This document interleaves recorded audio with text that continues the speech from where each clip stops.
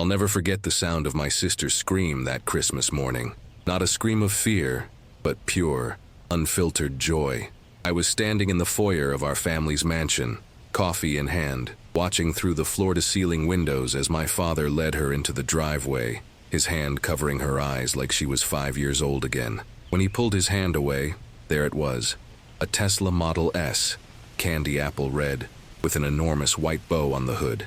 My sister literally jumped up and down, her designer pajamas fluttering, her perfectly styled hair bouncing. She threw her arms around Dad's neck, and he laughed, actually laughed, in a way I hadn't heard in years, maybe ever, when it came to me. I took another sip of coffee. It was bitter. My mother appeared beside me, her hand briefly touching my shoulder. "Your turn, sweetie," she said softly, but she wouldn't meet my eyes. That should have been my first warning. We gathered in the living room, beneath the 20-foot Christmas tree that a professional decorator had spent 2 days perfecting.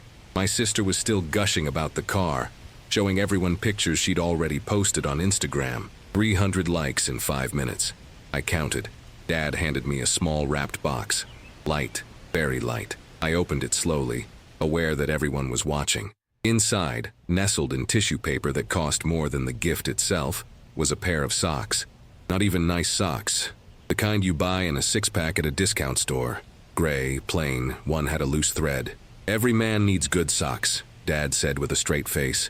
Then he turned away to admire the photos on my sister's phone. My Uncle Mark laughed, actually laughed. Classic Richard, teaching him the value of practical gifts. I folded the wrapping paper carefully, creasing each edge. "Thanks, Dad," I said. My voice sounded far away, even to me. This wasn't new. This was just the clearest, cruelest version of how things had always been. When I was 7, my sister got a birthday party with a rented pony and a magician. I got a grocery store cake with "Happy Birthday, Mike" spelled wrong in blue icing. When she turned 16, Dad bought her a BMW. When I turned 16, he told me I could use the old Honda if I paid for my own gas. She had SAT tutors and college counselors. I had Khan Academy and sheer determination. "You're a man," Dad would say whenever I questioned it. "Men learn to stand on their own feet. Your sister needs more support." But it wasn't about gender. My male cousins got boats, got internships at Dad's company, got investment accounts. It was about me specifically. Something about me that made my father look through me instead of at me. That night, after everyone had gone home and my sister had taken the Tesla for its 5th joyride, I couldn't sleep. I found myself in the attic, somewhere I hadn't been since I was a kid playing hide and seek. Among the boxes of old tax documents and forgotten furniture, I found a metal filing cabinet I didn't recognize. Inside were letters, dozens of them, all addressed to my father, all from my grandmother who'd passed away when I was 3. I started reading by the light of my phone. Most were mundane, discussions of family matters, recipes, complaints about her garden. But then I found one dated a month before I was born. "Richard, I know you're scared. I know looking at this baby will be hard, but you made me a promise when we buried James. You promised me you wouldn't let grief poison everything. This child isn't a replacement. He's not a ghost, he's your son, and he deserves to be loved for who he is, not punished for who he reminds you of, James." My father had a brother named James. I knew this the way you know distant facts, the way you know the earth revolves around the sun. It wasn't something we talked about. There were no pictures of him in the house. His name was spoken maybe twice in my entire childhood, always in hushed tones that ended conversations. I read the letter 3 more times, my hands shaking. The next morning, I called my Aunt Linda, my mother's sister who lived across the country. We talked maybe once a year. She was surprised to hear from me. "Aunt Linda, I need to ask you something about Uncle James." Silence on the line, long enough that I thought the call had dropped. "Your father never talks about him, does he?" Her voice was careful. "Never." She sighed, and I heard her pour something. Probably wine, even though it was 10 a.m. "James was your father's younger brother, only by 18 months. But Richard always acted like he was his protector. James was everything, Mike. Brilliant, funny, kind. Everyone loved him. He played piano, he wrote poetry, he lit up every room he walked into." "What happened to him?" "Car accident. He was 22. Richard was driving." Her voice cracked. "It wasn't your father's fault. Black ice, wrong place, wrong time. But Richard never forgave himself. Your grandmother, she saw how it was destroying him. She thought maybe having a son would help him heal. But I look like James, don't I?" "You're his clone, honey. Same eyes, same smile, same way of tilting your head when you're thinking. Your grandmother thought it was a blessing. I think your father sees it as a curse. I thanked her and hung up. Then I sat on my bed, in the room I'd had since childhood. The room that had never been redecorated, never been updated, never been treated like it mattered. And I finally understood.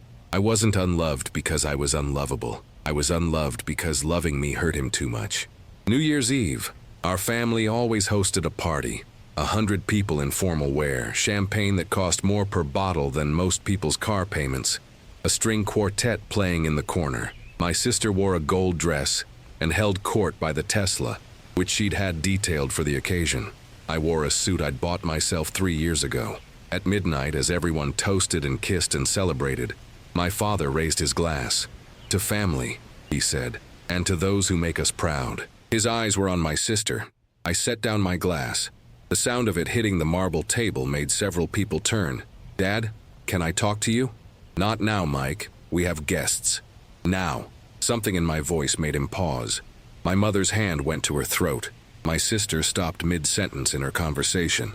I walked into Dad's study, knowing he'd follow. He did, closing the door behind him with the kind of controlled calm that meant he was angry. What is this about? I pulled the letter from my pocket. I'd been carrying it for a week. I found Grandma's letters. The color drained from his face. I know about Uncle James. I know about the accident. I know why you can't look at me. You don't know anything. His voice was ice. Then tell me I'm wrong.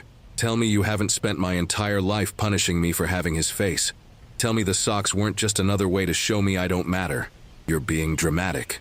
I'm being honest for the first time in my life. My hands were shaking, but my voice was steady. I am not your dead brother, Dad. I'm your son. I'm the one who's been here, who's tried everything to make you proud, who's watched you give her everything while I got nothing.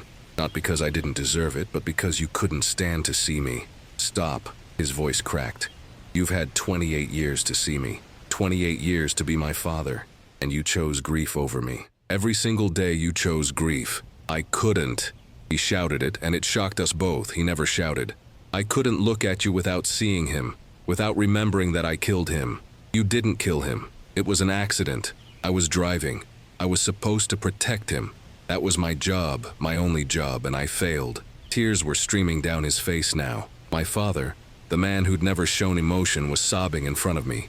And then you were born, and you had his eyes and his smile and the way he used to laugh, and every time I looked at you, I saw everything I'd lost, everything I'd destroyed. So you destroyed me instead. He collapsed into his chair, his head in his hands. I know. God, I know. Your mother tried to tell me, your grandmother tried to tell me, but I couldn't. I didn't know how to. I pulled out the letter, smoothed it on his desk. Grandma knew this would happen. She wrote this before I was born. Care for the boy, not out of pity, but because he deserves to be seen for who he is, not for what you lost. He read it, his hands trembling. When he finished, he looked up at me, really looked at me, maybe for the first time ever. I'm sorry. His voice was broken. I'm so sorry, Mike. You deserved better.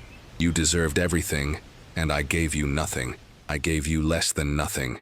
I gave you a lifetime of feeling like you weren't enough, when the truth is I was never enough. I was never strong enough to be your father.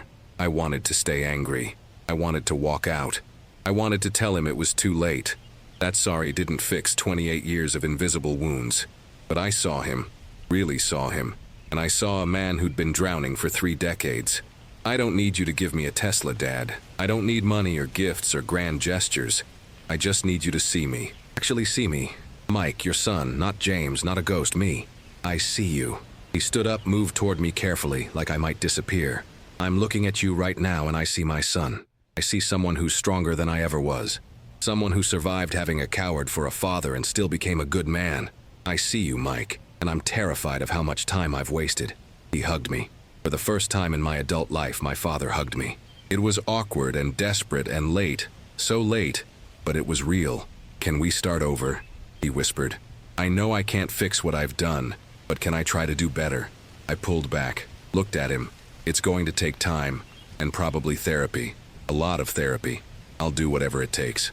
And I need you to understand I might never fully trust you. You broke something in me that I'm still trying to repair. I know. I accept that. I accept all of it. We stood there in his study, The sound of the party muffled through the door, and I felt something shift. Not forgiveness, not yet, but maybe the possibility of it. The next year on Christmas morning, there was no Tesla in the driveway. My sister got a nice watch. I got a nice watch too. And a card, handwritten, not something Mom made him sign. Mike, I know I can't give you back the years I stole, but I can promise you every year from now on, thank you for giving me a chance I don't deserve. Thank you for being the man I couldn't be. I love you, I'm proud of you, and I see you. Always. Dad. I read it 3 times.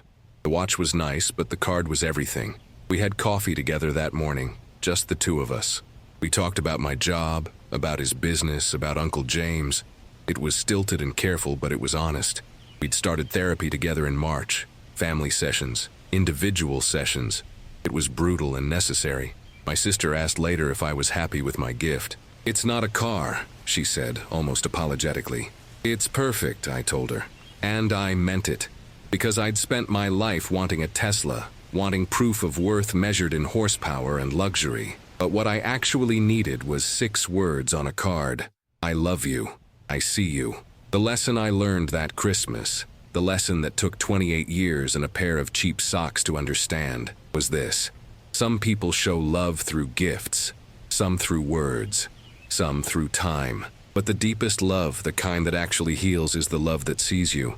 Not who you remind them of, not who they wish you were. Just you, exactly as you are. My father is still learning to see me. Some days are better than others, but he's trying. And for the first time in my life, I believe him when he says he loves me. That's worth more than any car. If you've ever felt invisible in your own family, if you've ever wondered why you weren't enough, remember this. Sometimes it's not about you at all. Sometimes the people who are supposed to love us are fighting battles we can't see, carrying grief we can't understand. That doesn't excuse them, but it might explain them.